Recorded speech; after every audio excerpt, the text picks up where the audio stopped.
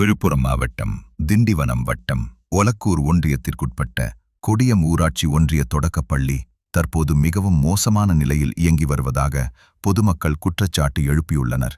இந்த பள்ளியில் சுமார் 60 முதல் 70 மாணவ மாணவிகள் கல்வி பயின்று வருகின்றனர்.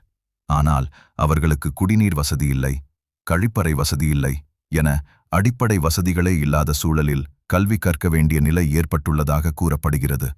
அது மட்டுமின்றி பள்ளி கட்டிடங்கள் மிகவும் சிதிலமடைந்து காணப்படுகின்றன. பள்ளி வளாகத்தில் விஷப்பாம்புகள் நடமாடுவதாகவும் குழந்தைகள் அச்சத்துடனே பள்ளிக்கு சென்று வருவதாகவும் பெற்றோர்கள் தெரிவிக்கின்றனர். மேலும் கடந்த ஒரு ஆண்டாக தொடங்கப்பட்ட மதில் சுவர் பணிகள் பாதியிலேயே நிறுத்தப்பட்டுள்ளதால் வெளியில் நீட்டி கிடக்கும் இரும்பு கம்பிகள் குழந்தைகளின் உயிருக்கு பெரும் ஆபத்தை ஏற்படுத்தும் நிலையில் உள்ளதாக குற்றச்சாட்டு எழுந்துள்ளது.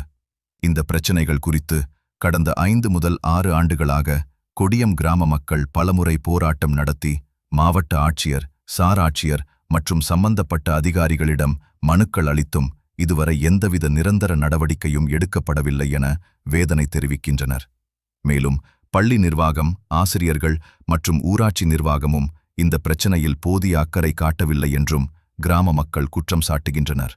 இப்போது மக்களின் ஒரே கேள்வி, ஒரு அசம்பாவிதம் நடந்த பிறகுதான் அதிகாரிகள் நடவடிக்கை எடுப்பார்களா அல்லது அதற்கு முன்பே மாணவர்களின் பாதுகாப்பை உறுதி செய்வார்களா?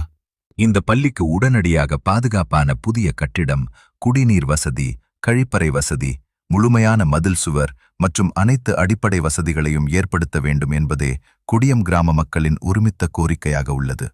தமிழாக அமைச்சர்கள் ஜனநாயகன் திரைப்படத்திற்கு புரமோஷன் வேலைகளை விரைந்து முடித்துவிட்டு கொஞ்சம் ஜனநாயக கடமையாற்றுங்கள்.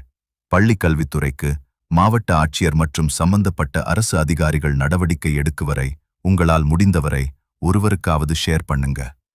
எங்கள் பதிவு தொடரும். நன்றி.